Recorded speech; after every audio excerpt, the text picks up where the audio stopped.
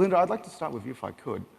From what I've been able to tell, very straightforward. Your family operates one of the most sophisticated family offices and corporate sort of philanthropy networks in the Asian region, very mature for this part of the world. How young were you when you first started working with the family business? I think it started very long ago.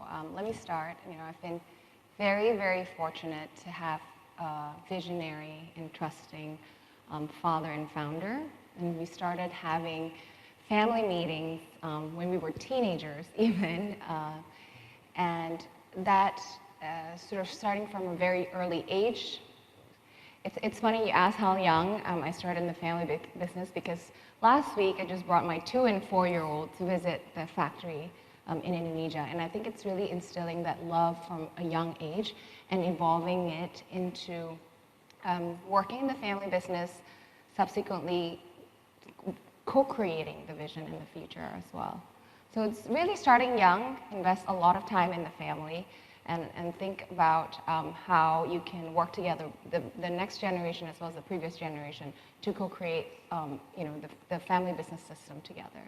Yeah, what was it like? I mean, early days, you're a teenager, you probably have better things to do with your life, right? I have to say that it's been very, very beneficial. When we started in our teenage years, I think people underestimate the amount of time and energy that you need to invest in the family. I think a lot of people think about the business, a lot of people think about the family office, the governance, but actually at the core of it is the family that makes the family business work. I think really investing in the family and making sure that you have check-in points for your family meetings to check the health of the family. Last night, I just had a call with my siblings from 9 to 11 o'clock because my sister is currently in the US. Her husband's a doctor and he's doing a fellowship. And just practicing making decisions together, practicing having tough conversations together. Those are things, there's no magic bullet. You need to put in the time and the energy to make sure that the family is in a good place. I really want to follow up on that because one of the topics that we're covering here is legacies and staying relevant, right? And obviously, palm oil plantations, paper mills are very controversial, yet also very necessary industries. But we have an ESG panel coming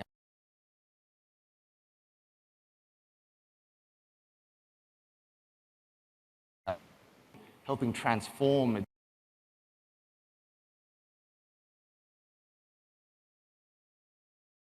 to come and continue that work? Or is it much easier just to get some of our friends in private equity come and sort of make it easier and cash you guys out? I think for us, a big part of it comes from the purpose. So when we started work, when my father set up the business, he was thinking about 3 things, right? 3 C's. Whatever that's good for the community, it has to be good for the country. Only then will it be good for the company. When the next generation came on board, and I'm talking about not just the family members, but also the next generation of management came on board, we added 2 C's to it. We said, whatever we do have to be good also for the climate and for the customers. I think that perspective, really taking whatever you inherit, which, for me, in my case, it was a platform that's doing a lot of good, right? We have 60,000 people globally. Our industries are very labor intensive in very rural areas. So we are definitely contributing to the local community and the local economies, but also taking that platform and sort of bringing it to the next level. I think it's really important for a family business to evolve and keep up with the times, and also go back to our purpose, which in our case is improving lives by developing resources sustainably. Oh, absolutely. Ping Ping, if I can turn to you, you've spent a lot of time practicing law in this often contentious area. I want to ask the slightly difficult question. How bad can things get if things aren't put in place properly? And what are probably 2 key things that families should really remember to avoid the disasters? Well, I think that always when we talk about legacy, we talk about risks to legacy, right? And one of the risks is usually conflict, because family disputes take the energy away from building things to kind of resolving emotional issues. And I find it very interesting that if you go through, and you can just Google family business feuds, I'm sure that you have a litany of very, very poor situations that have happened. But when you go through the situations, you find that quite a lot of litigation actually is arising in the inheritance area. And not a surprise, because the wealth owner is not there to answer for himself. So people are like, what? Why did you do this? Why did you appoint my sister to be the executor? And in the will, you say with discretion to postpone sale, you know.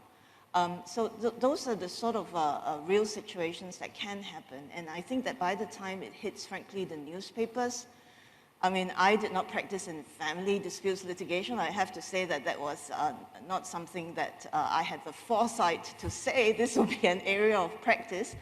But you know, when you deal with human beings, naturally, once you get to the stage where you are already fighting so badly, you have involved litigation lawyers, I think that it's very, very hard to retrieve. Now, I just want to make the point here that I think that in a lot of the talks, right, about building legacies, they always bring family disputes kind of as almost like a stick, right? That, oh, if you don't sort of sort yourself out, then you're going to have this problem. I actually feel maybe we could turn that around a little bit, because I feel that in today's world, we're talking about sustainability, and I'm glad that Belinda was mentioning, she's talking about sustainability of people, how healthy you are, right? Are we equipping you with the right things to help you survive? So I like to turn that around, with some of the older generation, you know, it's really about appealing to that sense of waste. In today's world, we're talking about circular economy, right? And how you should sort of reuse, repurpose. And I think that the elder generation would understand that if you don't try to work on sort of the holistic kind of environment, as Belinda has said, not just your wealth structures, not just your trust, not just your family office, but total environment planning, then you're really trying to not waste the opportunity that got you here today, not waste that potential, you know, in the family talent. And if you appeal it from that sense, rather than from the negative way, which is, oh, if you don't do something, it will all go bad. I think that if you cast it in a positive sense, I think that you might have receptiveness. And this, I think, is exactly what, you know, I don't want to label people, but I think it's kind of helpful to say Gen Zs and the millennials, you know, when you interact with families, they are culturally very respectful, not to talk about something, because that's in their culture, the sort of practice. But they're very frustrated because they feel we should talk about that. So, you know, you spoke about the C's. I like to say that one missing C in some of these families is collaboration. Instead, they're after another C. Shall I tell you what that is? That is the avoidance of conflict. Family members engage at a very high level. How's the weather? What did you eat? You know, in order not to sort of bring that conflict to the fore. And that's a shame, because if you don't get to know your family members, you're missing the potential to collaborate. So what we do in governance planning is that we try to use family governance organs that are not formal structures. So these will be family meetings, family assemblies, you know, family councils, to try to create that total environment. And I guess that, you know, when you want to build legacy, in the end, you depend on people. Structures won't get you there. And so that investment in people, and fantastic to hear that you sort of bring your kids at that young age, that investment in the people is really what builds legacies. That would be what I would suggest. Could be starting point to explore. Yeah, thank you. Actually, to follow on from that note, you know, Thomas, we're seeing a boom in family offices here in Singapore. In many ways, it's the culmination of a lot of the work that you actually did when you were, you know, setting up for instance, the organization to kickstart single-family offices here in Singapore.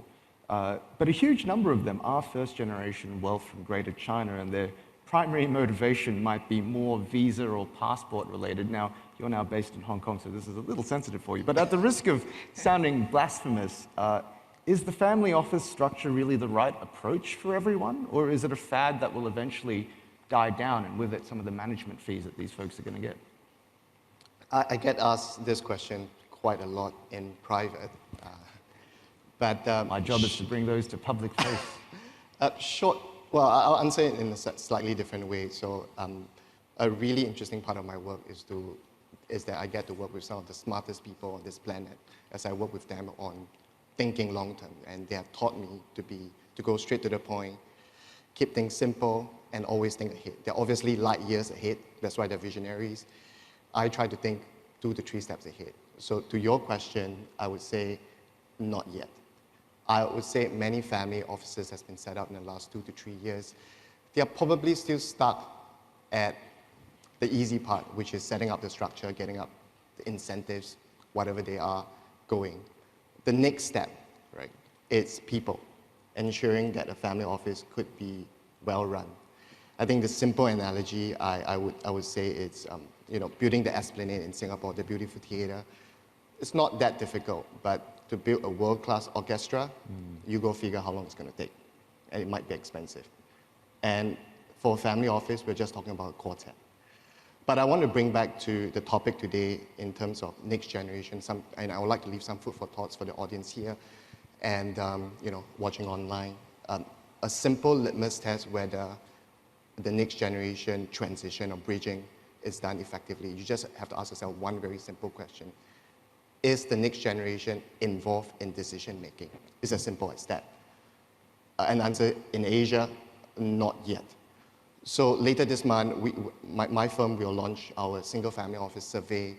We interview about 120 family offices from 50 countries, 30% are from Asia, managing about 100 billion, half of which is managing less than $500 million, the other is more than $500 million. I'll just give you 2 statistics pertaining to next generation. 53% of single family offices find it hard to involve the next generation in decision making. And if I focus on Asia, 61% of decision making are made by a single family member. So no presence if I tell you that there's typically the older generation. As far as investment committee is concerned, in Europe, 50% of family offices have some sort of a investment committee. In Asia, it's 17%, and if I'm being critical, well-run investment committee, I'll probably give you a haircut of 50%. But what I'm trying to say is to combine the question that you raised earlier and the topic of generation transition, focus on the people, focus on the processes, because that's what makes a well-run family office. And I do want to segue back and pay compliments to Belinda's family. I've worked with families over, for some families I've worked with them for more than a decade. To get to where Belinda's family is, it's not easy. Globally and in Asia it's even rarer. But if you listen carefully, it took her the family more than a decade. So my parting words is the sooner the better, because mistakes will be made. Talent has always been a challenge in Singapore. I can tell you even more so. So, like I said, the sooner the better. Then why did you abandon us for Hong Kong? We need more people like you here.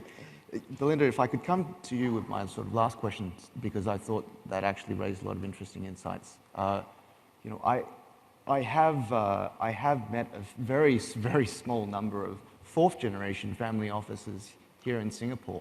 What I find really interesting is that by the time you get to that level, people watch a show like Succession and they think it's all intrigue. Your biggest challenge is even getting the 4th generation to care enough about the family business to want to be involved, right? It's not that they're all fighting for the money, it's just that they'd rather just be a doctor or a dentist or maybe an artist. Oh God, woe forbid, an artist in Asia. But how hard is it to transfer wealth to the next generation while continuing the work that's done with the foundation when, to your point, the foundation is often the glue that helps keep the entire family together, the conversations.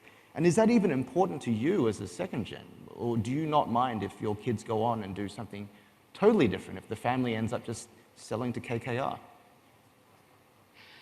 I think it goes back to, a lot of speaking as the next generation, I do have a lot of next generation friends, a lot of the detached feeling, or it comes from a sense of helplessness or like a lack of control.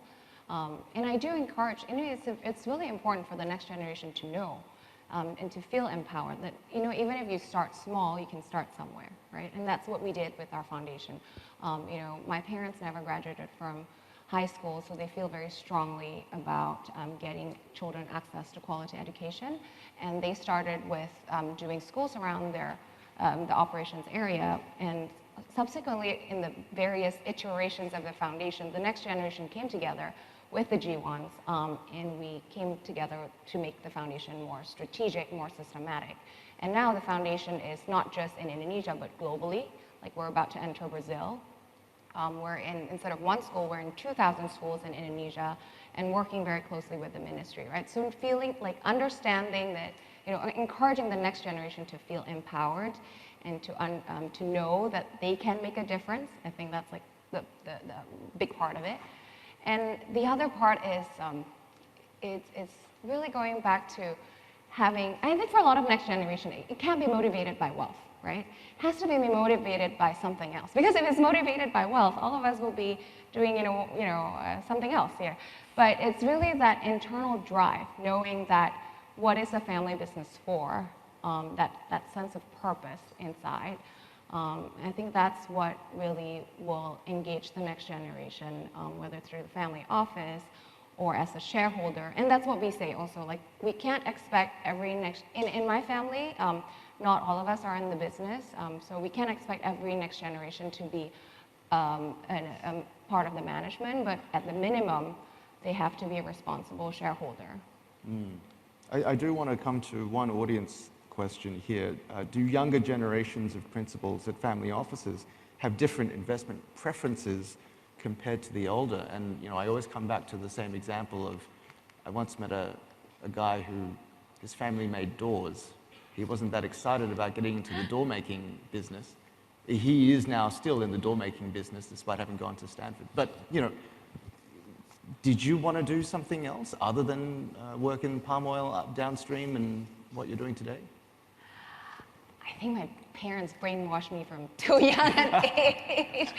I mean, it's really difficult to imagine doing something else, but I think it's really, when the family business system, I mean, we acknowledge the family business system, it's very complex and diverse, right? So it allows for, if you want to be a teacher, you can still do it with the foundation. If you want to be an entrepreneur, we still allow for it. If you want to be an asset manager, you can do it in the family office. Like understanding that there are various ways for you to contribute. Even if you want to be a writer, you can work on the family business story, right? There's so Even many if ways. you want to be a journalist, God forbid. Yeah. Exactly. So I think understanding that diversity and allowing for that diversity is really important.